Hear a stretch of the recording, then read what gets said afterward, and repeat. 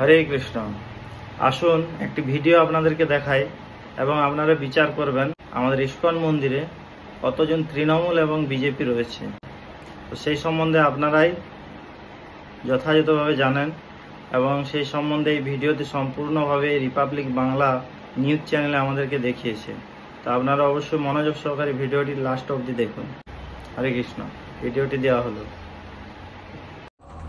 ভক্তিবেদান্ত স্বামী শিলা প্রভুপাদের প্রতিষ্ঠিত 1966 সালে ভক্তিবেদান্ত স্বামী প্রভুপাদ, এই যে এত হাজার হাজার বিদেশি দেখছেন ব্যাকগ্রাউন্ডে, এই বিদেশিরা নাচছেন, আনন্দে গাইছেন, সনাতন ধর্মের অংশ হয়েছেন, এই হলেন ভক্তিবেদান্ত স্বামী প্রভুপাদ। ইসকনের প্রতিষ্ঠাতা আচার্য 1966 সালে ইসকন প্রতিষ্ঠা করেন। এবং দেখুন সংখ্যাটা, এদের মধ্যে কে তৃণমূল কে বিজেপি ছিল। 1966 সালে এই প্রভুপাদ যখন ইসকন প্রতিষ্ঠা করছেন, তখন ওনার সঙ্গে যারা নৃত্য করছেন, যারা আনন্দ করছেন, যারা প্রসাদ বিতরণ করছেন, তাদের মধ্যে কোথায় বিজেপি? এখানে কে বিজেপি আছে দেখি? বিজেপি কেউ আছে? বিজেপি কেউ আছে? কেউ উত্তর দিচ্ছে না। বিজেপি নেই তো এখানে, কারণ সেই সময় পুরো বিশ্বকে অফ করে দিয়েছিলেন শিলা প্রভুপাদ। কি কি করেছে ইসকন?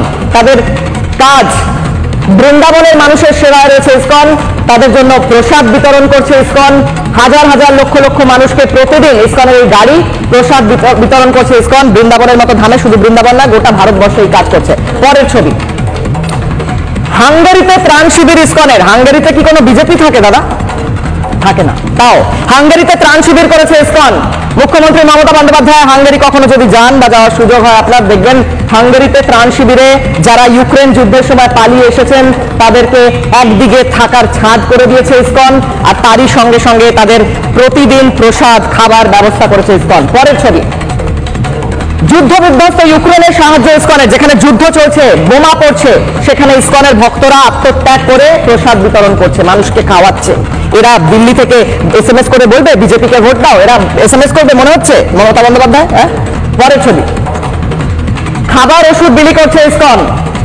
খাবার ওষুধ বিলি করছে ইসকন। এটা লন্ডনের ছবি এবং বিভিন্ন জায়গায় কাজ চলছে, ইউক্রেন, লন্ডন। তো আপনারা ভিডিওটি দেখলেন, আপনারা বিচার করুন।